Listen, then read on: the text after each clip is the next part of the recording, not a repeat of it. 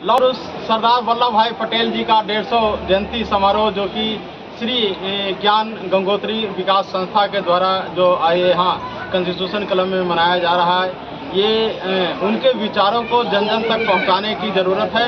और जिस तरह का देश के आज़ादी के समय उन्होंने जो राजघराना परिवार को, राजाओं को जो एक खत्म किया और भारत को एक सूत्र में बांधा, आज जरूरत है देश में चाहे तो सत्ता पक्ष हो या विपक्ष हो, जिस तरह उन लोग के अपने जमाने में सत्ता पक्ष विपक्ष में सामंजस्य होता था, उस देश के सर्वांगीण विकास के लिए जरूरत है देश रत्न सरदार वल्लभ भाई पटेल जी को विचारों से अनुकरण करना होगा।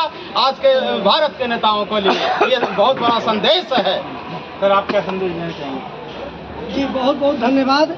आज जिस तरह से श्री ज्ञान गंगोत्री फाउंडेशन के तत्वाधान में सरदार पटेल जी की जयंती मनाई गई, यह बड़ा ही सराहनीय कार्य है और देश को एक संदेश देने का काम किया है कि पटेल जी ने जिस तरह से देश आज़ादी के बाद बहुत कम समय में उन्होंने देश को जिस तरह से एकता के सूत्र में बांधा, वो भारत माता के सपनों का साकार करने का दिवस रहा और उन्हीं का देन है कि आज हमारे देश के यशस्वी प्रधानमंत्री जी ने उनके सम्मान में 182 मीटर का उनका स्टैचू ऑफ पीस लगाने का काम किया, जो पूरे भारत के युवाओं को संदेश जाता है कि देश के लिए मर मिटने की भावना के साथ देश के बहुमुखी विकास के लिए एक होने का टाइम है। और वैसे भी भारत देश में आज आध्यात्मिक क्रांति चल रही है।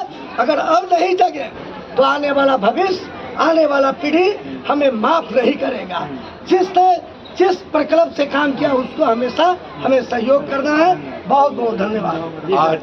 आज ज्ञान गंगोत्री के द्वारा पटेल के सपनों के बारे में आज गोष्ठी रखी गई। देश में काफी दिनों से स्टैचू बनाए जा रहे हैं, लेकिन उनके विचारों को कोई कदर नहीं कर रहा, क्योंकि पटेल हमेशा देश की एकता और अखंडता के पक्षधर थे। आज मणिपुर जल रहा है, लद्दाख जल रहा है, लोकतंत्र के हिमायती थे। लोकतंत्र को कुचला जा रहा है, धर्म को आपस में धर्मों को लड़ाया जा रहा है। अगर हमें सच्ची उनको श्रद्धांजलि देनी है, उनको याद करना है, तो हमें देश में एकता और अखंडता लानी पड़ेगी। सभी धर्मों के बीच में भाईचारा स्थापित करना पड़ेगा।